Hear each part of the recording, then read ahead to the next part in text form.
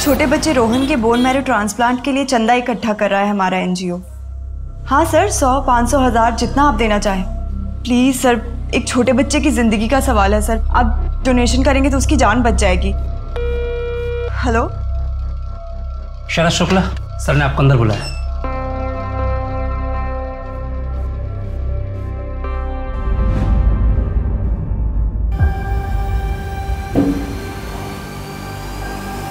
अरे आओ बैठो।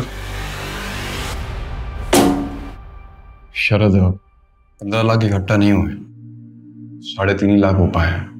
मैंने अपनी पूरी कोशिश की। लोग डोनेशन के मामले में कतराते हैं। सॉरी मैथिली, मुझे लगता है तुम लोगों को किसी और से मदद लेनी चाहिए। कैसे? ठीक है कटारिया साहब, जितना हुआ है उतना ही दे दीजिए, बाकी हम कहीं और से ट्राई करते हैं। शरद, मैं वो पैसे तुम्हें कैसे दे सकता हूँ? तो किसी दूसरे बच्चे की जान बचाने के काम आएंगे ना। किसी और बच्चे के मतलब? वो पैसा रोहन के लिए जमा हुआ है, आपको वो पैसा मुझे देना ही होगा। मेरी बात मैं समझ सकता हूँ तुम्हारी बेबसी को। ऐसी स्थिति में इंसान गुस्सा हो जाता है। मैं चाहूँ ना तो बाकी के सारे पैसे मैं गिफ्ट में दे सकता हूँ। उसके लिए मुझे तुमसे भी एक गिफ्ट चाहिए।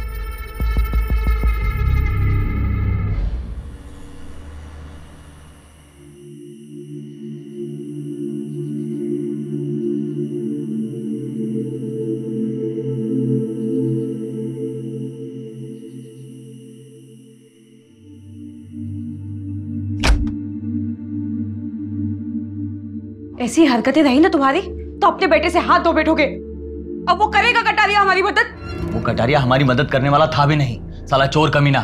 उसे कोई फर्क नहीं पड़ता कोई जिए या मरे। तुम नहीं समझती कि वो क्या चाहता है। अच्छा, मैं नहीं समझूंगी। मुझे सब दिखता है कि तुम क्या चाहते हो। अपने बेटे से ज्यादा ना तुम्हें उस निकिता का ख्याल है। Calm down. मैथिली, बकवास बंद करो, पहले ही मेरा दिमाग खराब है। और रोहन की किस्मत खराब है कि तुम जैसा बाप मिला। अगर रोहन को कुछ हो गया तो उसके जिम्मेदार सिर्फ तुम होंगे।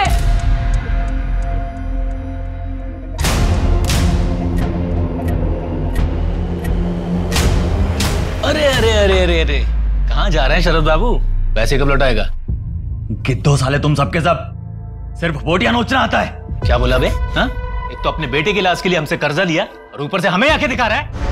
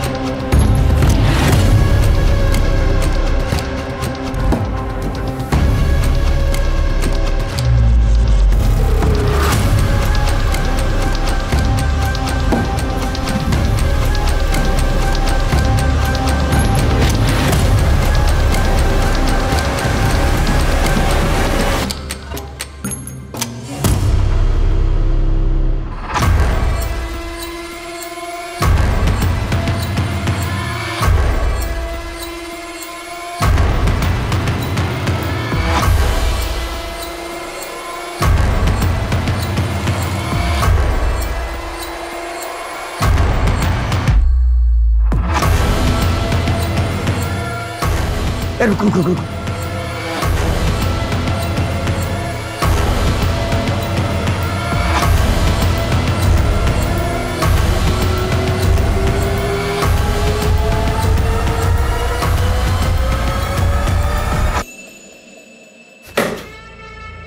सारा पैसा ले गए। सर पुलिस को फोन करूं क्या? यादव, इसमें हवाला का भी पैसा था। पुलिस आएगी ना तो 10 सवाल करेगी। इस पेंटिंग के पीछे पैसा मैंने रखा था और इस बात को सिर्फ मैं जानता था। तिजोरी का पासवर्ड भी मुझे पता था। तो साले ये दोनों है कौन?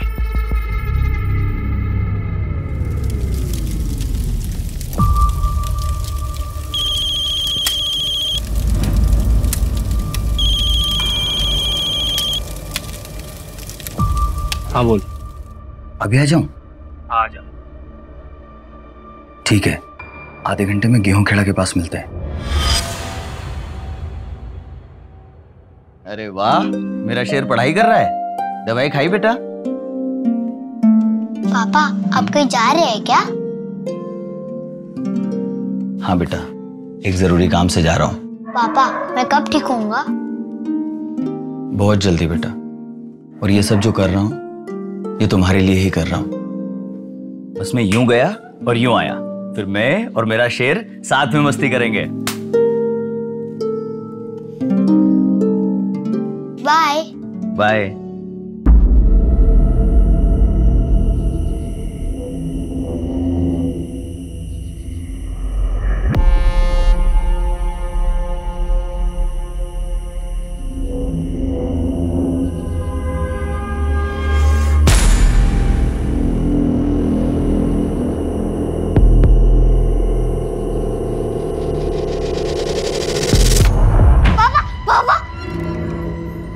क्या हुआ? मम्मी मैंने बहुत बुरा सपना देखा। करोगे, सपने कभी सच नहीं होते। सो जा। आंखें बंद बेटा।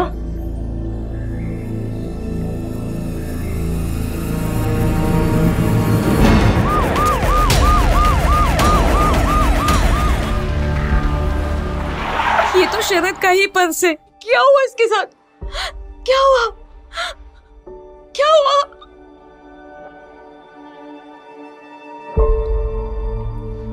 आओ बेटा, क्या नाम आपका? रोहन। बहुत प्यारा नाम है। किस क्लास में पढ़ते हो आप? तीसरी। सब खत्म हो गया। अब क्या होगा हमारा? रोहन का इलाज कैसे होगा? आपने शरद को आखिरी बार कब देखा था? कल सुबह जब ऑफिस के लिए गए थे, उसके बाद नहीं देखा। सर, किसने किया शरद के साथ ऐसा? पता चला कुछ? आप कौन है? जी मैं अशोक शुक्ला। शरद मेरा छोटा भाई है।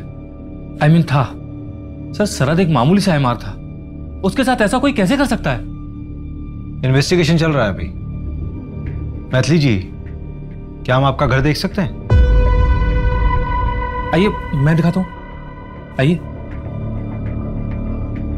अशोक, ये रोहन को क्या बीमारी है? कैंसर। और उसी के बोन मैरो ट्रांसप्लांट के लिए शरद पैसे इकट्ठे करने में लगा था, पर हो नहीं पा रहे थे। कितने पैसों की जरूरत है? 15 लाख रुपए। 15 लाख? तो इतना सारा पैसा जुटाने का क्या प्लान था आप लोगों का? एक एनजीओ है, एक भरोसा नाम का। सर एक छोटे बच्चे रोहन के बोन मैरो ट्रांसप्लांट के लिए चंदा इकट्ठा कर रहा है हमारा एनजीओ। पर वहां पे बात नहीं बनी। अब कैसे बचाओ मैं रोहन को, वो भी शरद के बिना? कल रात जब पापा बाहर गए थे, उन्होंने बोला था वो जल्दी वापस आएंगे। बस मैं यूं गया और यूं आया, फिर मैं और मेरा शेर साथ में मस्ती करेंगे। वो अभी तक नहीं आए। अंकल आप मेरे पापा को ढूंढ लोगे ना?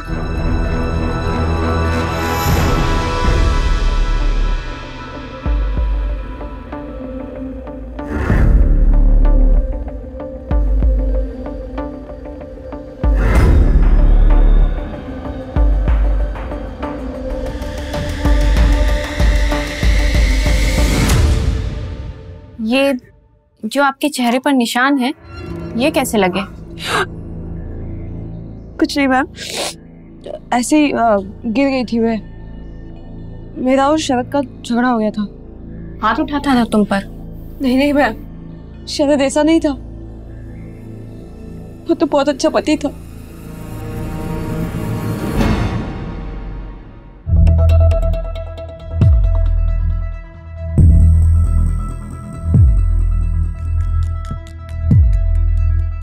भाई कर्जे का क्या होगा? बीवी चुका पाएगी? भूल जा कर्जा।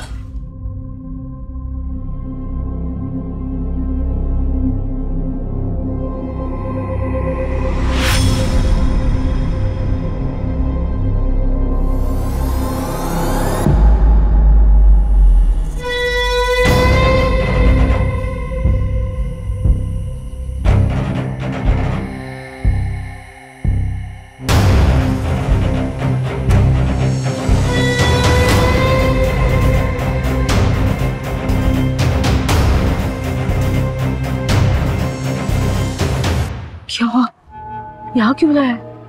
पुलिस ने मेरे बारे में कुछ पूछा क्या?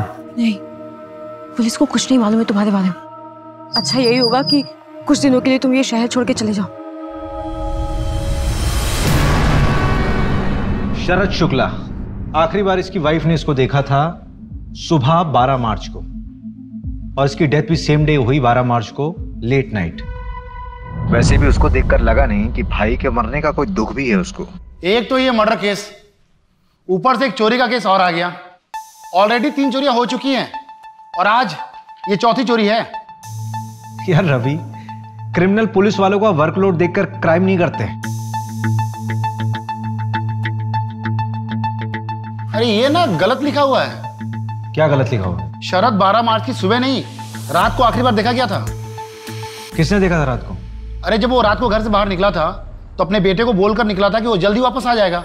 कल रात जब पापा बाहर गए थे, उन्होंने बोला था वो जल्दी वापस आएंगे। तो मैथिली ने भी उसे देखा ही होगा।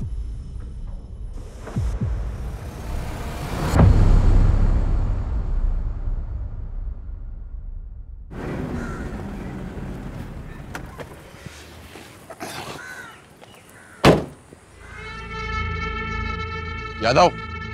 हाँ सर। वो देख सीसीटीवी, इसकी फुटेज निकलवा, कुछ ना कुछ मिलेगा। साहब वो बहुत खड़ूस आदमी है, देगा नहीं। 2 घंटे के अंदर मुझे इसकी पूरी फुटेज चाहिए, समझा तू? जी सर। जाना आप। सर जी फुटेज मिल गया। आ जाओ।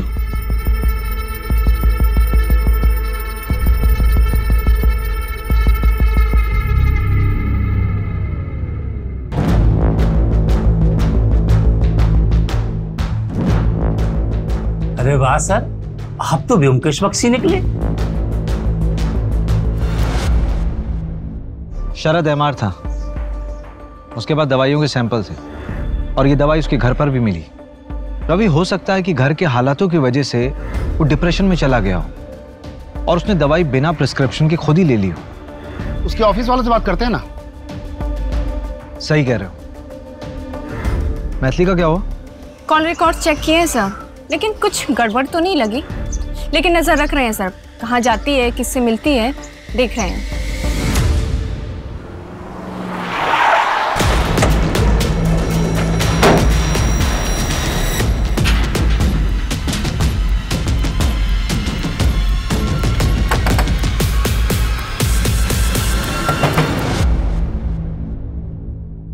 नमस्ते भाभी जी।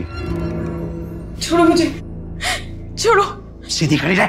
छोड़ो मुझे, ये क्या बदतमीजी है? अरे भाभी जी क्यों मेहनत करवा रही हैं यादों से? बता दीजिए पैसे कहाँ हैं? कौन से पैसों की बात कर रहे हो?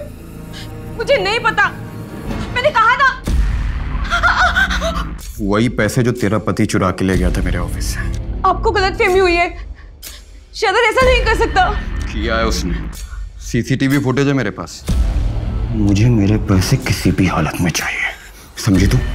तेरा पति वैसे भी मर चुका है, वापस नहीं आने वाला है। अब तुझे बचाने वाला कोई नहीं है। मतलब शरद को तुमने मारा? अपना दिमाग उसमें लगा कि पैसे कहाँ हैं, वरना पैसे वसूल करने के बहुत अच्छे अच्छे तरीके पता है मुझे। चलो रे।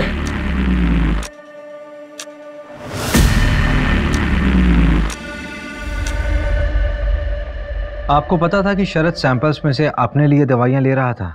काम तो उससे होता ही नहीं था, कोई भी डॉक्टर उससे मिलने के लिए टाइम देता ही नहीं था, और वैसे भी सारी दवाइयों के सैंपल्स उसी के पास पड़े रहते थे। लेता होगा, मुझे क्या पता उस बारे में। ऐसी दवाइयां लेने के बावजूद भी ऑफिस में वो मूर्खों जैसी हरकत करके गया है। Very good जोगेश।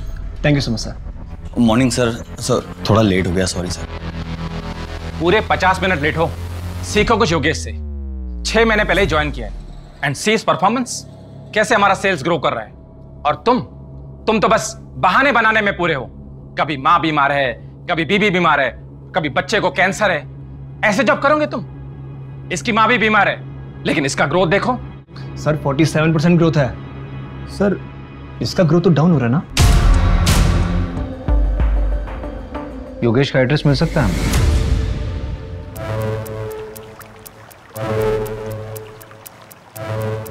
ये ले समोसे, यहाँ पे कब तक रुकना है? आजकल क्या है ना, पुलिस बहुत जल्दी क्राइम साइट पे पहुंच रही है। तो क्या है, एरिया बदल डालते हैं।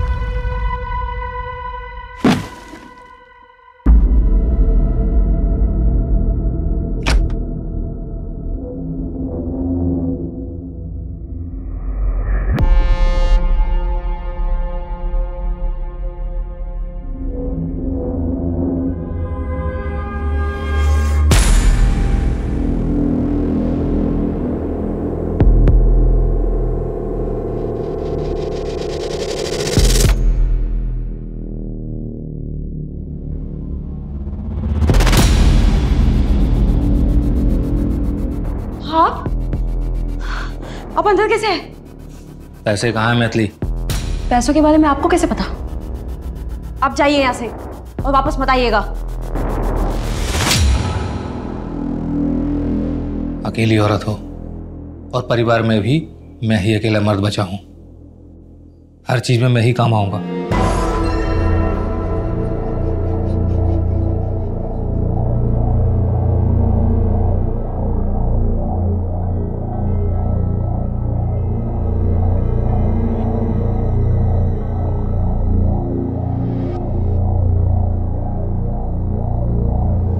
हाँ मैडम, अरे पूरी नजर बना के रखी है मैंने।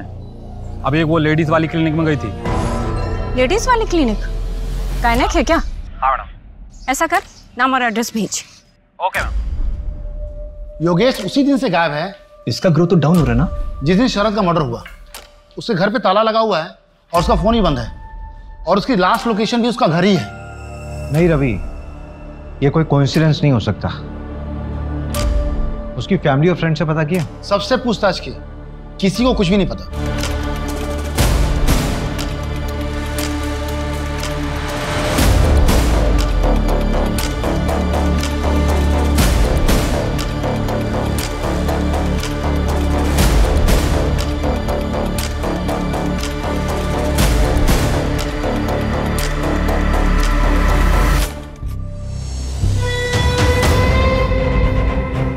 बता कहाँ है मेरा पैसा?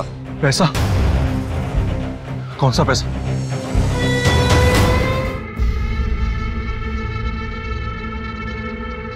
यादव। हाँ सर। ये निकिता आज भी नहीं आई क्या? साहब 4 दिन से नहीं आई, फोन भी नहीं लग रहा है। मैथिली, तुम प्रेग्नेंट थी, तुमने अबॉर्शन कराया, क्यों? मैम वो अब शरद नहीं रहे ना, तो मैं अकेले दूसरा बच्चा कैसे संभालती? झूठ मत बोलो मैथिली, तुम्हारी रिपोर्ट पढ़ी है मैंने। तुम्हारे साथ जबरदस्ती हुई थी ना, चोट के निशान थे तुम पर। हम हैं तुम्हारे साथ, ऐसा कुछ नहीं होगा। अच्छा मैथिली, तुम कुछ और तो नहीं छुपा रही हो ना? नमस्ते भाभी जी। नहीं मैम। मंजू, लेकिन मैथिली कोई बात हमें पहले बतानी चाहिए थी ना। सर, मुझे लगता है कि वो हमसे कुछ और भी छुपा रही है। क्या छुपा रही? वो तो पता नहीं, लेकिन शरद पर बहुत गुस्सा है। देखिए, मैंने किसी को जलाया वलाया नहीं है। कोई सबूत है आपके पास? अगर सबूत है तो प्रूव करके दिखाइए। ज्यादा उछलने की जरूरत नहीं, समझा? जहां तक प्रूव करने की बात है ना, तो तुझ पे रेप चार्जेस आराम से प्रूव किए जा सकते हैं। मैथिली का रेप किया ना तूने? क्या रेप? मैंने कोई रेप नहीं किया साहब। वो मैथिली ने बेचारी बनके रोते रोते आपसे बोला और आप लोगों ने यकीन कर लिया। अगर उससे बोलो कि मैंने उसका रेप किया है तो साबित करके दिखाए। देख जग्गू, एक्टिंग बंद कर। अरे एक्टिंग करनी होती तो मुंबई चला जाता हीरो बनने के लिए। मैथिली बोल रही है ना कि मैंने उसका रेप किया है, तो उसको बोलो कि साबित करे। मैं कसम खाकर बोलता हूं, जिस क्राइम के लिए बोलोगे मैं कन्फेस कर लूंगा। पहले ये साबित करो कि मैंने रेप किया है। टेस्ट कराओ, मेरा सैंपल लो। बैठ जा आराम से। बड़ा अच्छा क्रिमिनल है, कोऑपरेट कर रहा है। रवि, हाँ? सैंपल लो इसका। चल। मतलब मेरी मैं बात। चला जा। क्राइम सीन से 500 मीटर की दूरी पे एक सीसीटीवी मिला है। अरुण कटारिया है जो एनजीओ चलाता है। ये शरद के घर से निकलने के कुछ देर बाद का ही वीडियो है ना? हाँ, एक बात और, शरद ने घर से निकलने से पहले अपने बड़े भाई अशोक को कॉल किया था। ठीक है, 10 बजे मिलते हैं गेहूं खेड़ा के पास। ठीक है। पर जब मैंने अशोक से पूछा था कि शरद से कोई बातचीत हुई थी क्या, तो अशोक ने बोला कि नहीं, जबकि कॉल ड्यूरेशन 2 मिनट का था। अशोक और कटारिया दोनों को उठाओ। शरद का उस रात कॉल आया था, ये बात छुपाई क्यों? सर छुपाई नहीं, भूल गया था। तेरा भाई मरा था, उसका मर्डर हुआ था। उस मर्डर वाली रात तेरे भाई ने तुझे कॉल किया था और तू भूल गया। तुझे क्या लगता है कि हम कल पैदा हुए हैं? देख, तू मुंह खोलेगा या मैं अपने तरीके से खुलवाऊं? नहीं, मैं बताता हूँ सर। और मर्डर मैंने नहीं किया। उस रात शरद को मेरी हेल्प की जरूरत थी, उसके बाद कहीं से बहुत सारा पैसा आ गया था। भैया मेरे पास ना कुछ पैसे हैं रोहन के इलाज के लिए, आप 1-2 दिन अपने पास रख लीजिए और आप ये बोलकर मैथिली के सामने दे दीजिएगा कि आपने कहीं से इंतजाम किया है रोहन के इलाज के लिए। मैथिली आप पर शक नहीं करेगी। अरे तुम्हारे पास इतने पैसे आए कहाँ से? वो मैं अभी नहीं बता सकता। ठीक है, 10 बजे मिलते हैं गेहूं खेड़ा के पास। ठीक है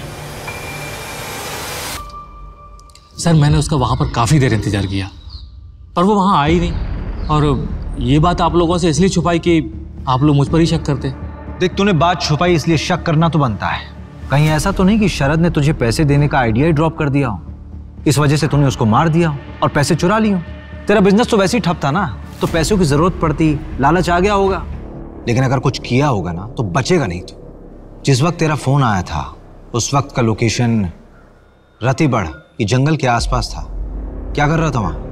सर वहां पर जानवरों को दाना डालने के लिए गया था, मेरा बिजनेस अच्छा चले इसके लिए।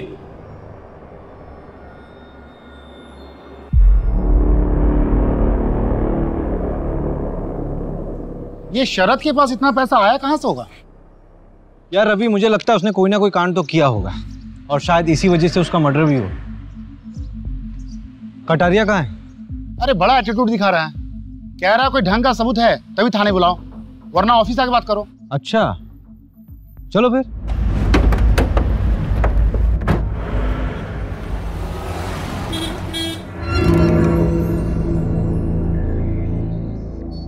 नमस्ते नमस्ते। कुछ ठंडा गरम मंगाए क्या आप लोगों के लिए? नहीं, टाइम वेस्ट करने से कोई फायदा नहीं है, काम की बात करते हैं। रवि,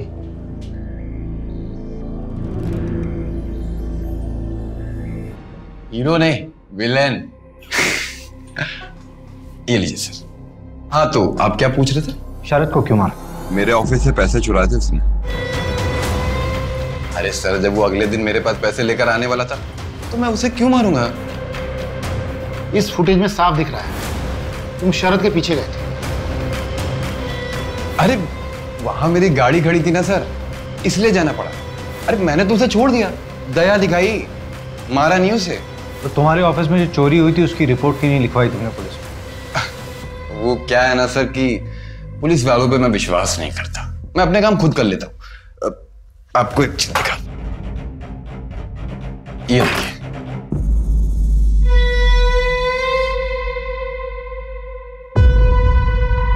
ये जो फोन में आपने फुटेज दिखाई ना मुझे, इसको इकट्ठा करने के लिए आपको 1 हफ्ता लग गया, लेकिन मैंने तो 1 दिन में इकट्ठा कर ली। अब बताइए, आपकी इन्वेस्टिगेशन में दम है या मेरी? वो दूसरा चोर कौन है? इन्वेस्टिगेशन चल रही है, पता चल जाएगा।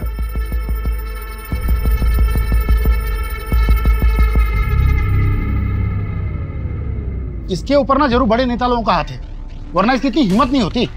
योगेश अभी तक फरार है।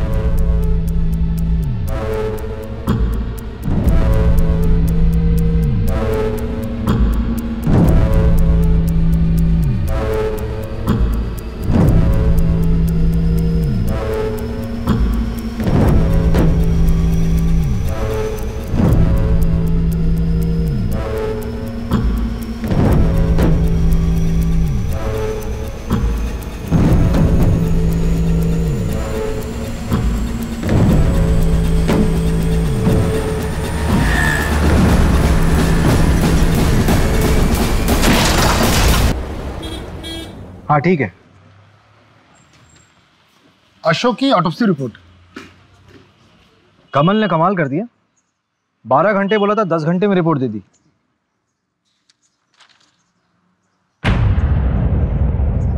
ये तो मर्डर शो कर रहा है। इस रिपोर्ट के मुताबिक एक्सीडेंट के बाद किसी भारी ऑब्जेक्ट से उसका सर कुचला गया।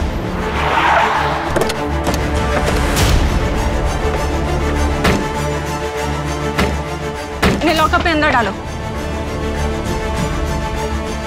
सर, एक केस तो क्रैक हो गया है। यही है वो चोर जिन्होंने पूरे एरिया में आतंक फैला रखा था। मरोली में चोरी करते वक्त पकड़े गए हैं। शहर में इतने सीरियस क्राइम हो रहे हैं और तुम लोग चोरी वोरी करके हमारा काम क्यों बढ़ा रहे हो भाई? साहब हम तो सिर्फ छोटे मोटे चोर हैं और छोटी मोटी चोरी इसलिए करते हैं कि आप हम पे अपना टाइम बर्बाद ना करें। साहब सब कुछ बताते हैं, बस मारिए मत। इतनी आसानी से बता दोगे? साहब आप क्या चाहते हैं, इस जुर्म के लिए हम फांसी पे चढ़ जाए या आपकी मार खाते रहे? साहब हम जो भी काम करते थे प्लानिंग के साथ करते थे और आज तक हमने क्या किया है। भोपाल में 6 घरों में चोरी। टारगेट कैसे करते थे?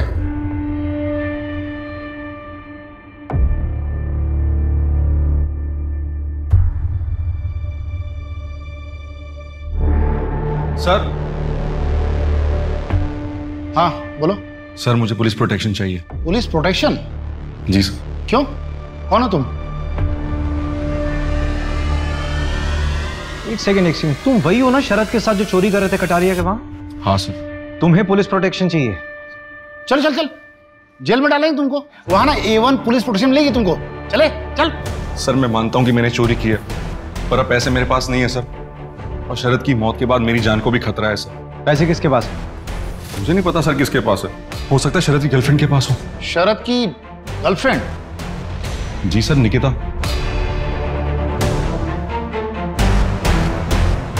उसी एनजीओ में काम करती थी। मैथिली भाभी ने बताया नहीं आपको?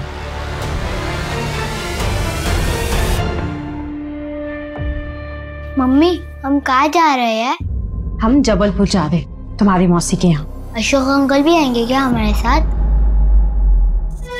नहीं, अब वो कभी नहीं आएंगे। बेटा हम ये शहर छोड़ के जा रहे हैं, तुम्हारी मौसी के यहीं पे तुम्हारा इलाज होगा, ठीक है? तुम यहीं रुको, मैं अभी आती हूँ।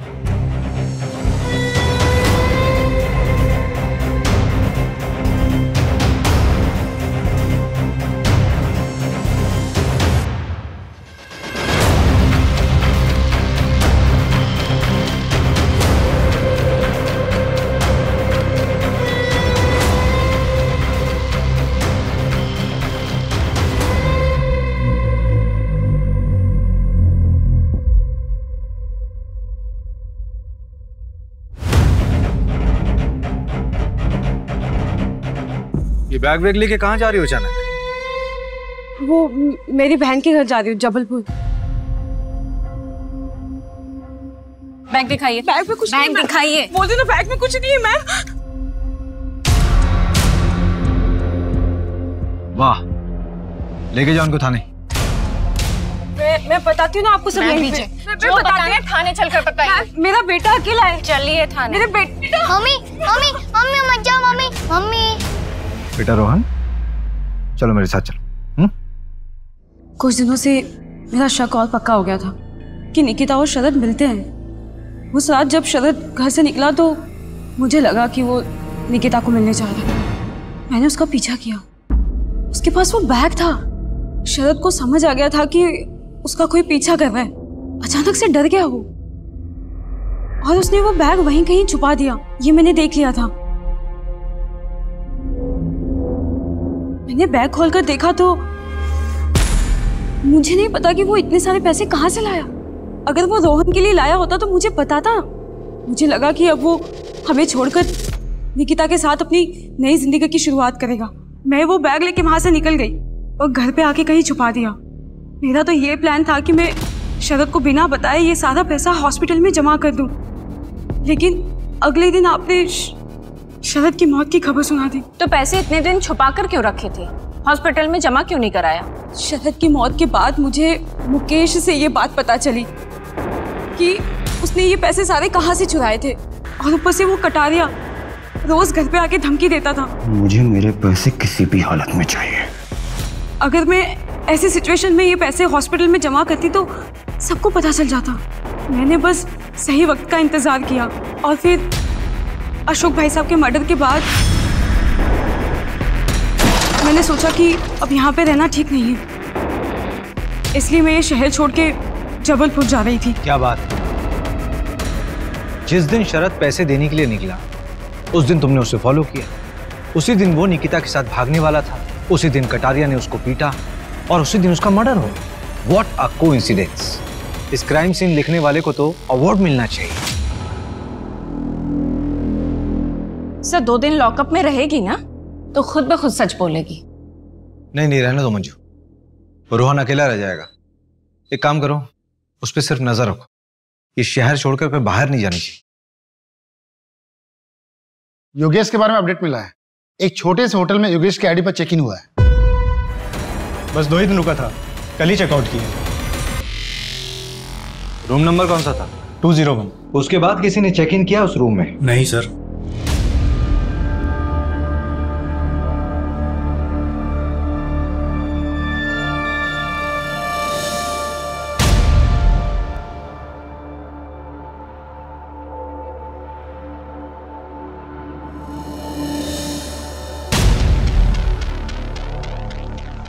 रवि, ये बंदा 2 या 3 दिन में होटल बदलता होगा। बहुत स्मार्ट बंदा है।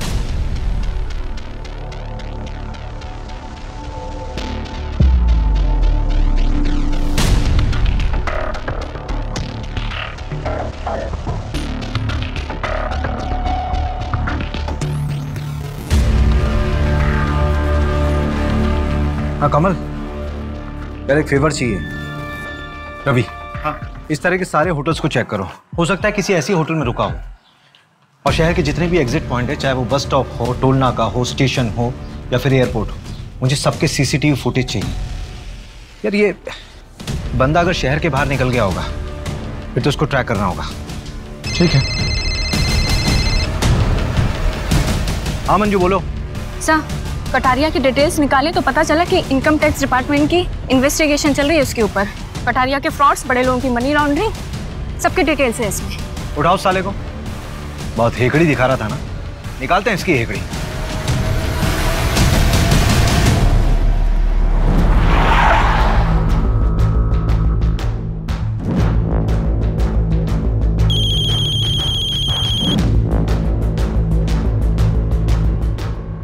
हेलो भाभी, सुना है पैसे का बैग आपके पास था, कहीं शरद को आपने तो नहीं? चलो बेटा।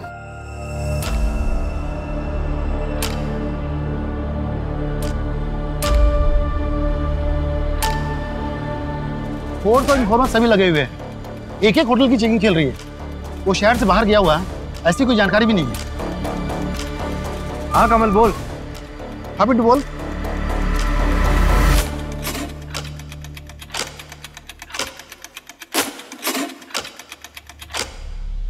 योगेश का पता चल गया है, एक लॉज में ठहरा है।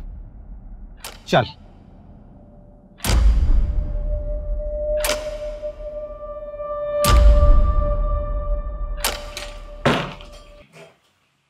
शरद शुक्ला, तेरा गेम ओवर। जिस लास्ट होटल में तू रुका था ना, वहां पे हमें ओवा सैन का पत्ता दिखा। वहीं मुझे शक हो गया कि कोई और नहीं तू ही है। चल, तेरा अवार्ड लेने का टाइम आ गया है। इस कहानी का राइटर भी तो तू ही है ना। देखा चल इसको। चल सर चल ना।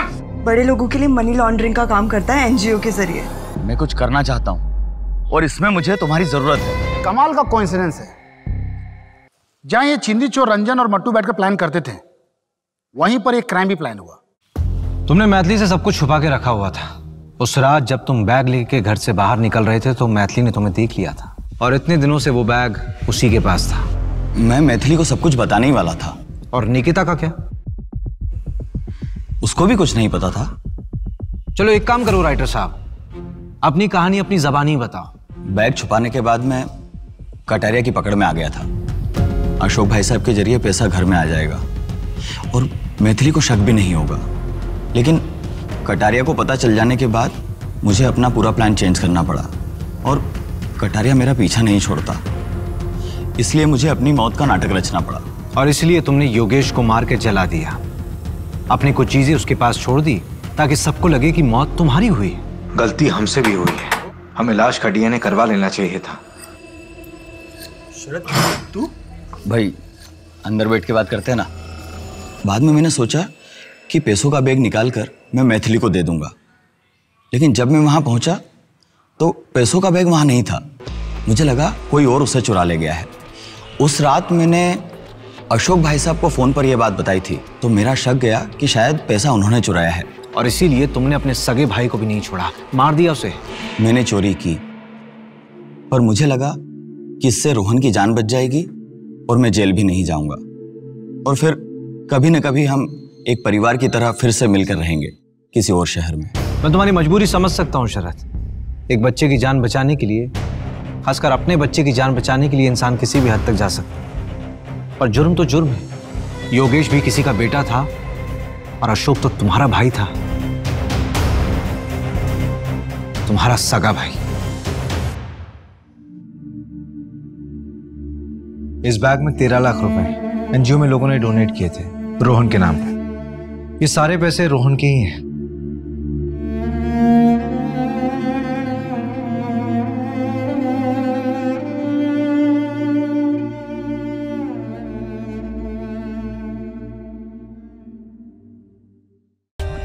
For more updates, subscribe to our channel, click the show links and enjoy watching the videos.